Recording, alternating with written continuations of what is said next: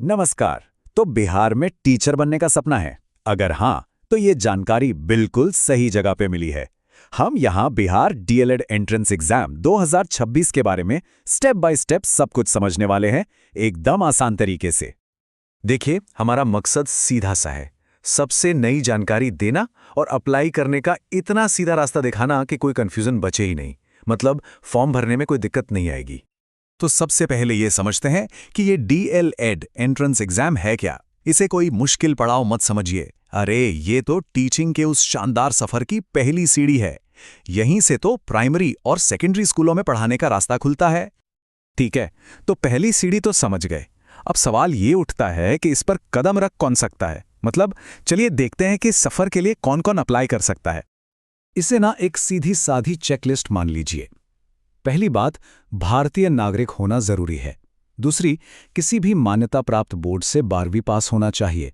और हाँ, एक और जरूरी बात, जो भी संबंधित कैटेगरीज हैं उनके लिए आरक्षण के नियम भी लागू होंगे।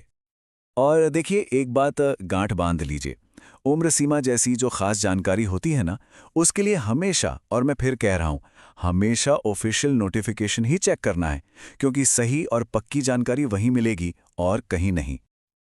अच्छा, एलिजिबिलिटी तो पता चल गई। अब आगे बढ़ते हैं और देखते हैं कि एग्जाम का पैटर्न कैसा होता है।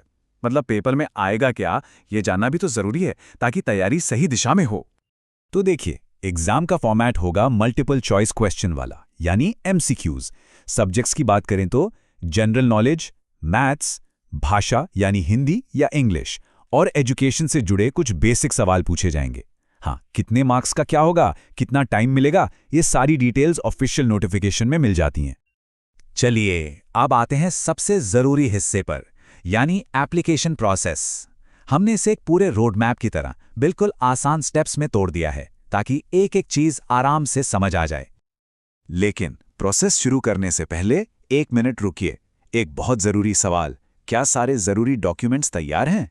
क्योंकि देखिए, तैयारी अच्छी होना तो आधा काम तो वैसे ही आसान हो जाता है। तो ये रही वो checklist. Passport size photo, signature, 10वीं और 12वीं की मार्कशीट और एक आइडेंटिटी प्रूफ। इन सबको स्कैन करके पहले से ही तैयार रख लीजिए। यकीन मानिए, इससे फॉर्म भरने का काम एकदम मक्खन की तरह हो जाएगा।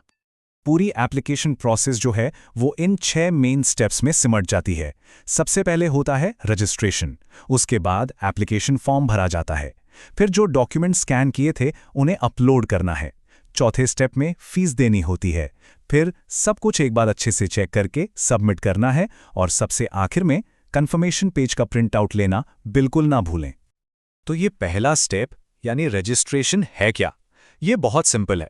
बस ऑफिशियल वेबसाइट पर जाकर नाम, मोबाइल नंबर और ईमेल आईडी डालकर एक नया यूजर प्रोफाइल बनाना होता है। बस यहीं से कहानी शुरू होती है। और जहां तक फीस पेमेंट की बात है तो उसकी भी कोई टेंशन नहीं है। नेट बैंकिंग, यूपीआई या डेबिट क्रेडिट कार्ड, सारे ऑनलाइन ऑप्शन मौजूद हैं। बहुत आसानी से पेमेंट हो जाती है। चलिए, अब कुछ आखिरी लेकिन बहुत जरूरी टिप्स पर बात कर लेते हैं। ये वो बातें हैं जो छोटी छोटी गलतियों से बचाएंगी और ये पक्का करेंगी कि फॉर्म एक ही बार में सही सही सबमिट हो जाए। पहला टिप, फॉर्म भरना शुरू करने से भी पहले ये डबल चेक कर लेना है कि डॉक्यूमेंट्स के स्कैन एकदम साफ हों और जिस फॉर्मेट में मांगे गए हैं उसी में हों। दूसरा टिप, और ये बहुत बहुत जरूरी है, मोबाइल नंबर और ईमेल आईडी वही देना जो एक्टिव हो, जिसे रोज चेक करते हो। क्यों? क्योंकि सारे के सारे नोटिफिकेशंस और ओटीपी वहीं पर आने वाले हैं। और तीसरा और आखिरी टिप, प्लीज लास्ट डेट का इंतजार मत कीजिएगा। ये एक बहुत आम गलती है।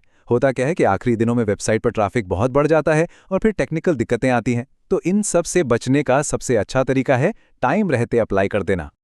तो आखिर में बस यही कहना है कि ये सिर्फ एक एंट्रेंस एग्जाम का फॉर्म नहीं है, ये बिहार के भविष्य को संवारने की दिशा में एक पहला कदम है, एक बड़ा मौका है। सवाल ये है कि क्या इस जिम्मेदारी को उठाने के लिए हम सब तैयार हैं?